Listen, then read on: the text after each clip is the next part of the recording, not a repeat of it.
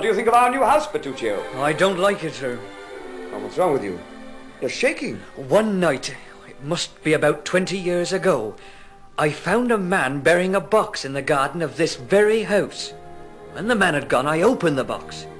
Do you know what was inside it? A newly born baby. And it was still alive. That's horrible. The child was illegitimate. The father was hoping to destroy all proof of his adultery by killing it.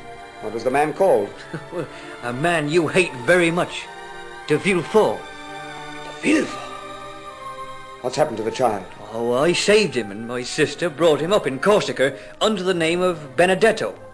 But de Villeforts are a bad lot. The father was a murderer, and the son turned out to be a bandit. Where is Benedetto now? In prison at Toulon. He'd been condemned to 20 years hard labor. He is going to be the instrument of my revenge. Take as much money as you need, bribe the prison guards, do anything you like. But I want Benedetto.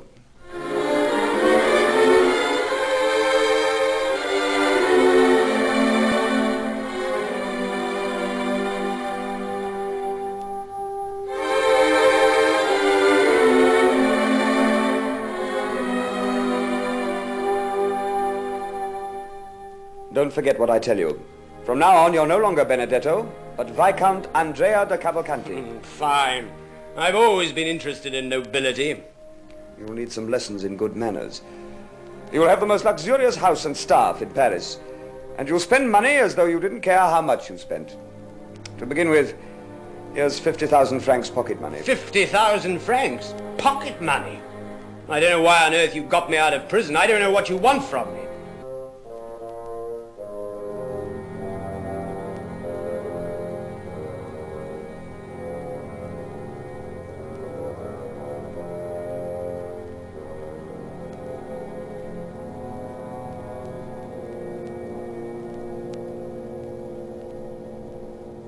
My lord. It's so dark I nearly ran you over. I'm sorry, my lord. I must talk to you a minute. Come forward so that I can look at you.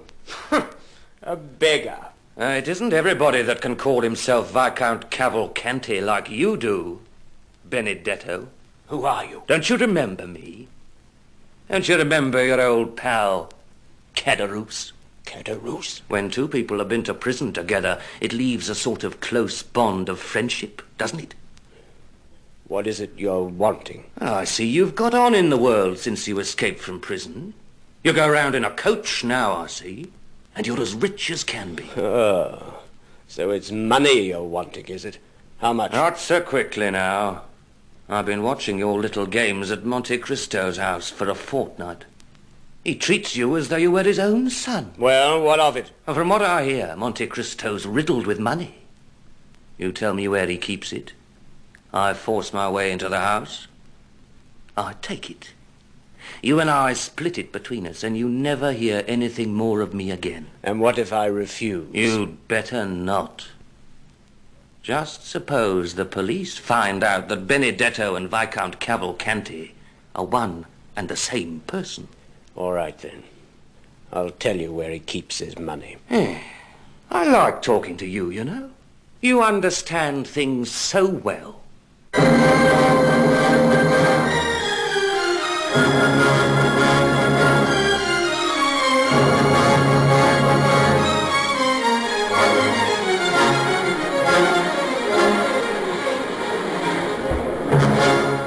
Caderousse is becoming too dangerous. He's got to disappear. What if I denounce him? No, that's no good. They'd start making inquiries about me and I'd be arrested. What else, then? A good stab between the shoulder blades? How stupid I am. There's a much simpler way. All I've got to do is write a little letter. Like this. The Count of Monte Cristo is warned that this very night...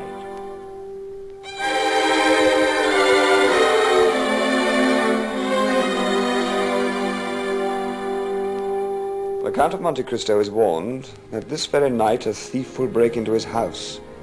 The Count will be able to deal with the thief himself without getting in touch with the police. If the police have anything to do with this business, The writer of this letter will be compromised. Where did you find this letter, Petruchio? Under the door, sir. Do you think it's a trap?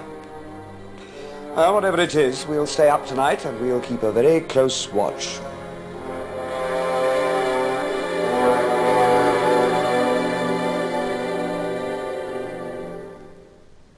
Do you hear anything, sir? Not a thing. Let's hide behind these curtains. We'll stay perfectly still. Listen. It's the window in my room. Someone's cutting the glass. Someone's coming in by the window. Look, sir. There's a man keeping a lookout in front of the house. But I know that figure. It's Benedetto. Watch out. We'll load our pistols.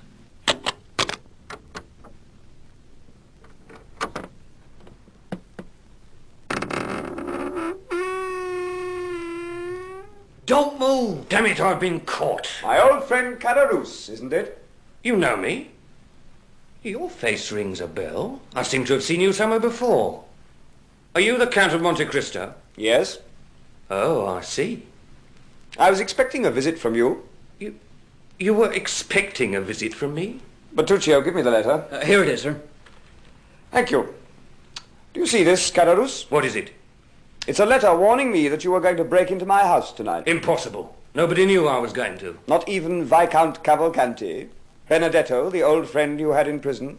Ah. I see you've been well informed, sir. You're a danger to Benedetto. If I'd blown your brains out, he'd have had nothing more to fear from you. Swine. If only I could get even with him. You can do. Look in the street. What? Why, it's him. Well, you're free, Caderousse. Go out and get your revenge. You're joking. Look here. You left the window open, didn't you? Well, what are you waiting for?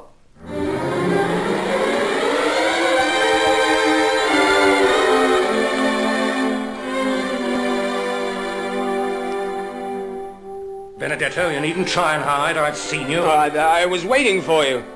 Was there anyone there? You know very well there was someone there, you traitor. Well, you're going to pay for this. Leave your knife alone. No, you can't do that. Benedetto. Ah! Help! Help! Help!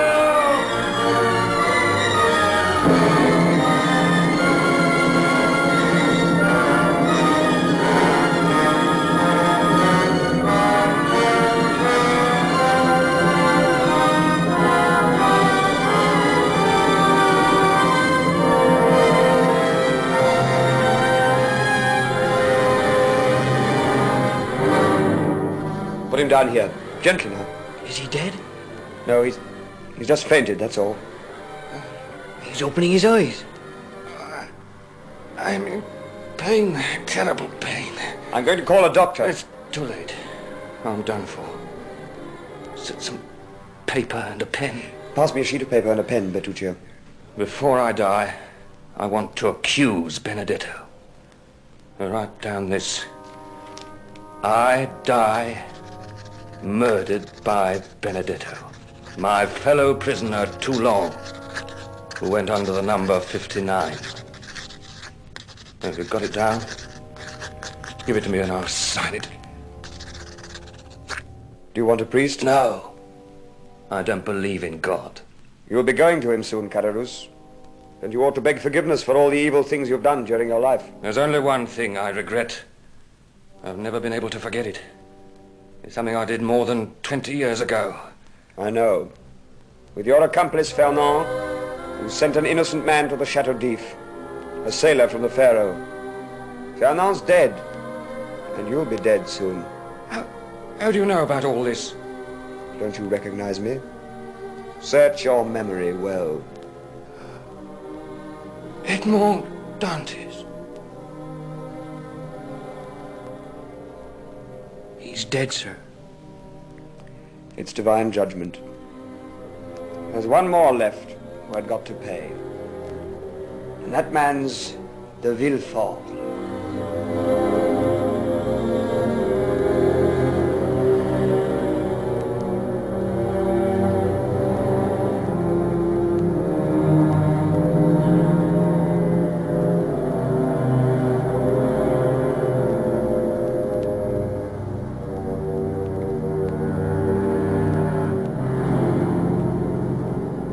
So, now you know all about your birth. Oh, what a story. Mother, unknown. Father, a highly respectable magistrate who tries to kill me as soon as I'm born. And I, a murderer. What a family. What a family. The 5 minutes are up, sir. You must leave the prisoner. Well, goodbye, dear Count. Don't forget to turn up at my trial. It'll be quite amusing, I promise you.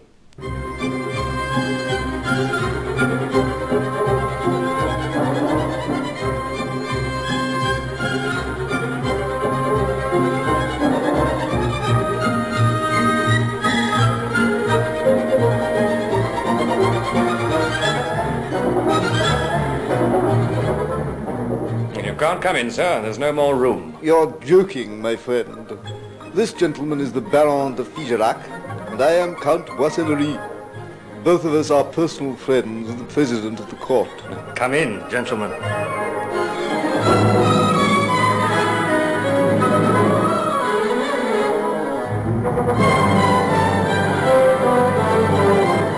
What matter the reason for which the crime was committed?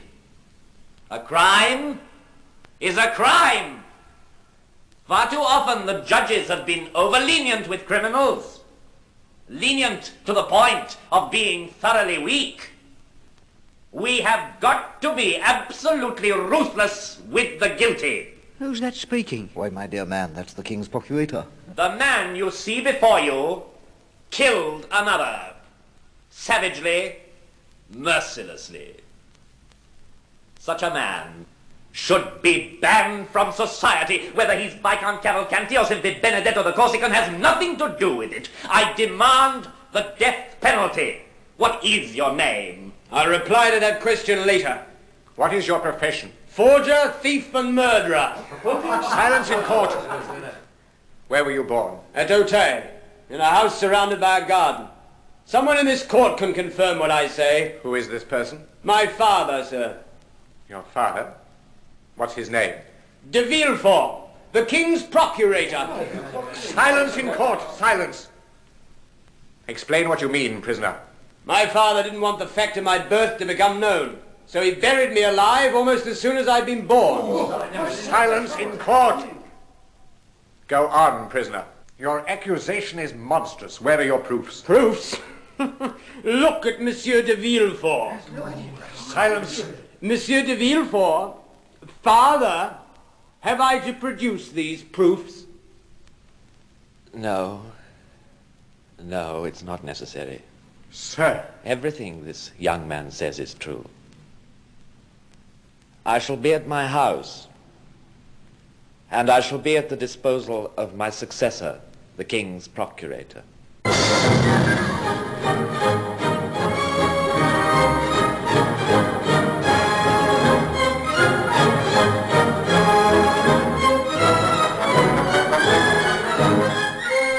No, sir. Monsieur de Villefort is not at home to anybody. He's at home to me. Who has taken the liberty of coming in? Ah, it's you, Monsieur de Monte Cristo. There is no Monte Cristo. I am the man who told your son about the secret of his birth, who brought him before the assizes, and who caused your dishonor. Who are you? Look at me. Do you remember Edmond Dantes? Edmond Dantes. Edmond Dantes. Edmond Dantes.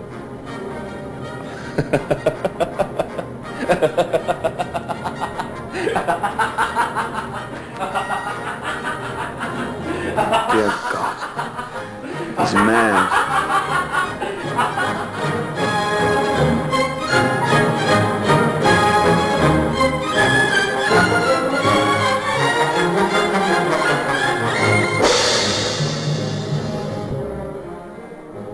You seem very sad, sir. You never leave your country without a certain amount of regret, Bertuccio. But there's nothing to keep me here any longer. My revenge has been accomplished. I've got no relatives or friends here. You're forgetting Mademoiselle Heidi, sir. dear little princess. Who knows? Perhaps I'll come back one day and marry her.